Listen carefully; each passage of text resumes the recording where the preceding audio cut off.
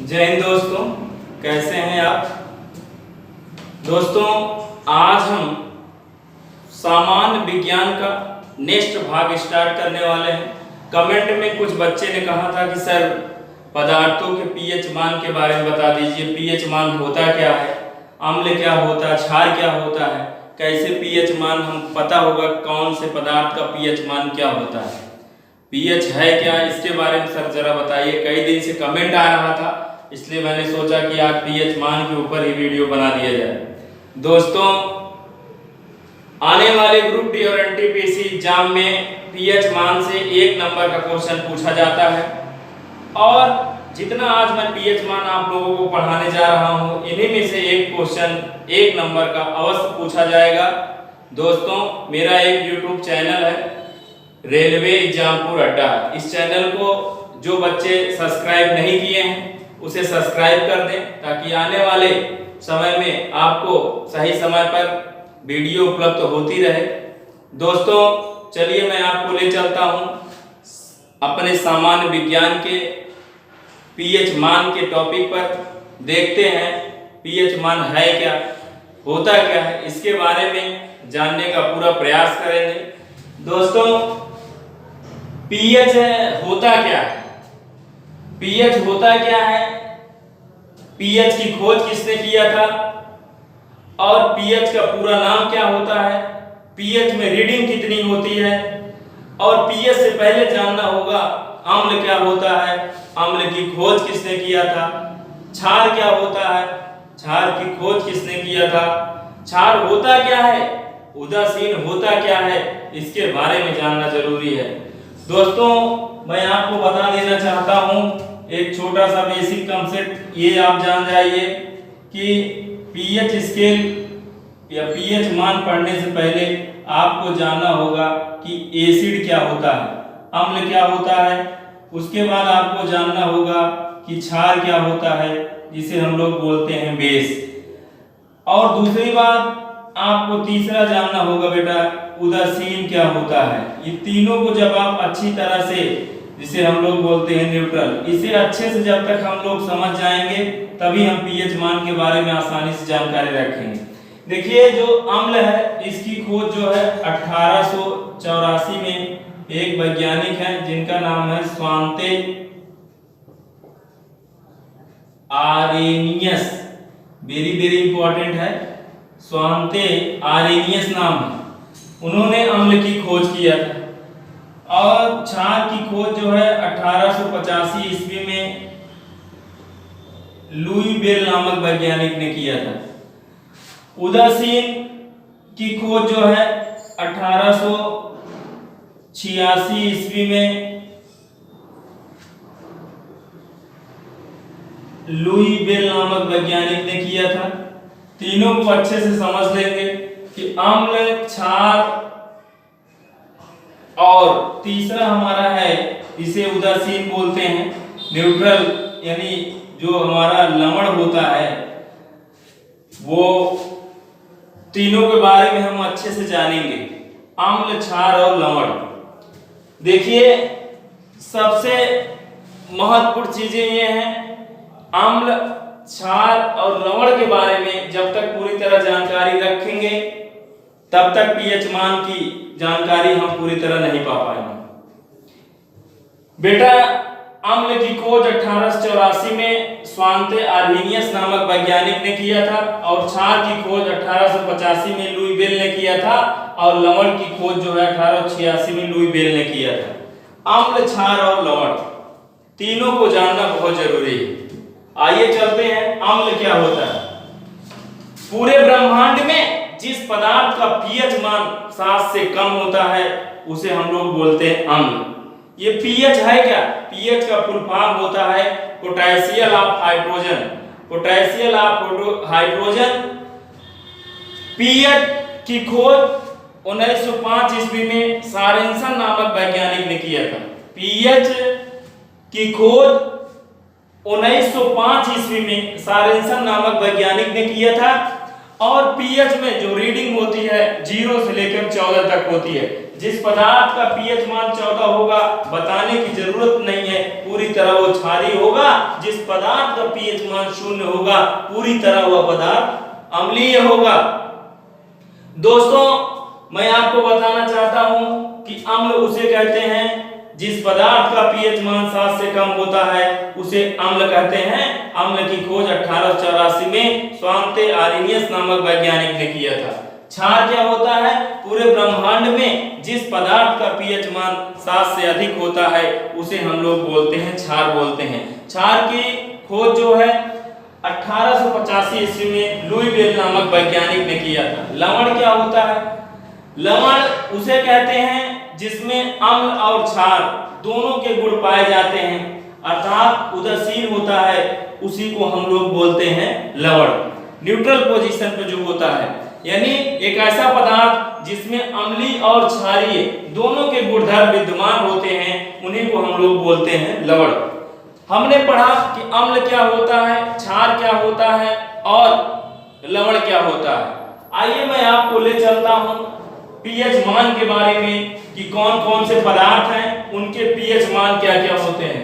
बेटा शुद्ध जल का पीएच मान सभी को पता है, कितना होता है? 7 होता है। दूध का पीएच मान कितना होता है? जल्दी बताइए बेटा। दूध का पीएच मान 6.4 होता है। कितना होता है बेटा? 6.4 होता है। नेक्स्ट है बेटा सिरका। जल्दी बताइए सिरके का पीएच मान कितना होता है? 2.8 से लेकर 3 तक होता है। 2. बहुत इंपॉर्टेंट है बेटा, 2.8 से लेकर 3 तक होता है। 2.8 से लेकर 3 तक पीएच मान होता है, मतलब 2.8 से लेकर 3 तक पीएच मान हो सकता है, बीच में कुछ भी हो सकता है। मानव के रक्त का पीएच मान 7.4 होता है, अर्थात क्षारीय होता है। मानव के रक्त का पीएच मान 7.4 होता है, अर्थात क्षारीय होता है। नेक्स्ट क्वेश्चन आइए NaCl जिसे बोलते हैं सोडियम क्लोराइड। NaCl का पीएच मान, क्योंकि ये उदासीन होता है, 7 होता है। कितना होता है? 7 होता है। नेक्स्ट है अम्लीय घोल का पीएच मान। अगर घोल पूरी तरह अम्लीय है तब तो 0 होगा, लेकिन कह रहा है पूरी तरह तो कह नहीं रहा, कह रहा है अम्लीय घोल है तो उसका पीएच मान 7 से कम होगा। कितना होगा बेटा?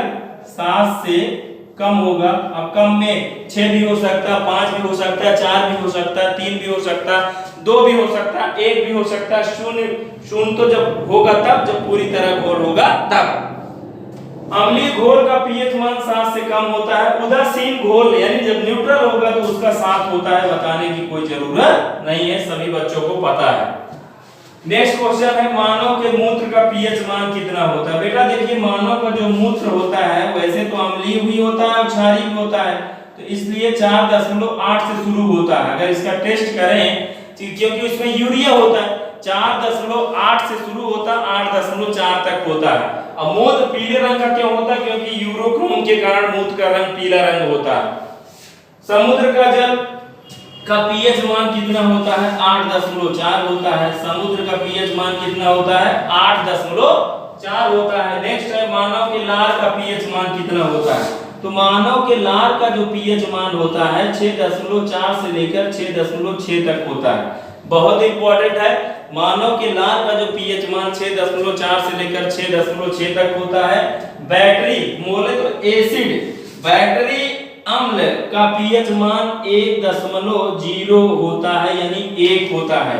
बहुत इंपॉर्टेंट है, बैटरी अम्ल का पीएच मान 1.0 होता है। अचार का पीएच मान कितना होता है बेटा? कई बार ये एनटीपीसी में पूछा गया है, 3.5 होते हैं अचार का पीएच मान। अचार का पीएच मान 3.4 होते हैं। टमाटर का पीएच मान कितना होता है बेटा? टमाटर का पीएच मान 4.5 होते हैं। बेटा इसको तैयार कर लीजिएगा। टमाटर का पीएच मान 4.5 होते हैं। बताइए जल्दी से बनाना, बनाना माने केला, केले का पीएच मान कितना होता है बेटा? 4.8। कितना होता है बेटा? 4.8।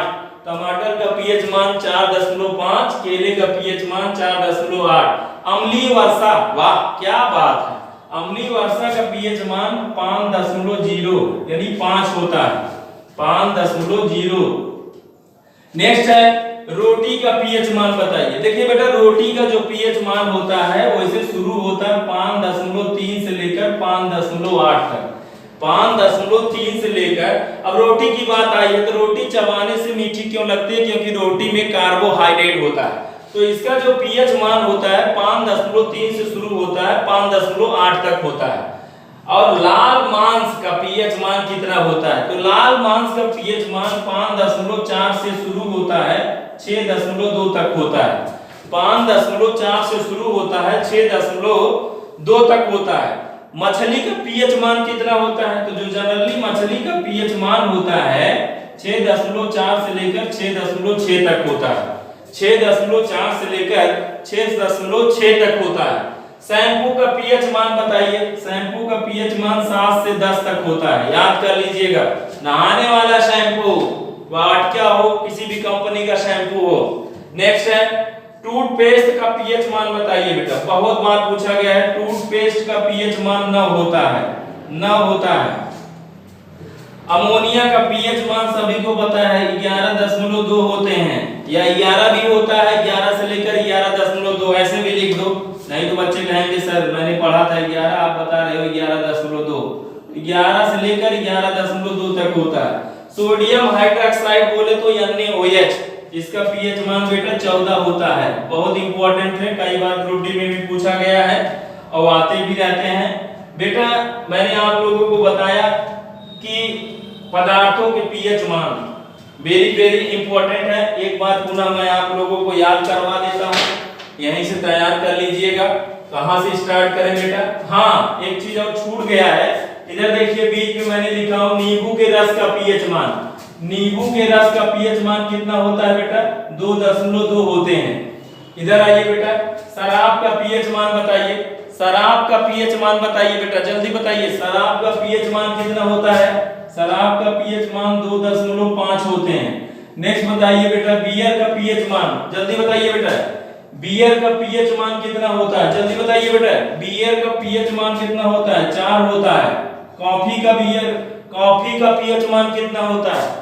कॉफी का पीएच मान कितना होता है बेटा? 4.5 होते हैं। बहुत बार एग्जाम में पूछा गया है, हमेशा आते रहते हैं। अब एक चीज बताइए कि लाइम का पीएच मान कितना होता है? लाइम बहुत इंपॉर्टेंट है। लाइम का पीएच मान बताइए। लाइम का पीएच मान कितना होता है बेटा?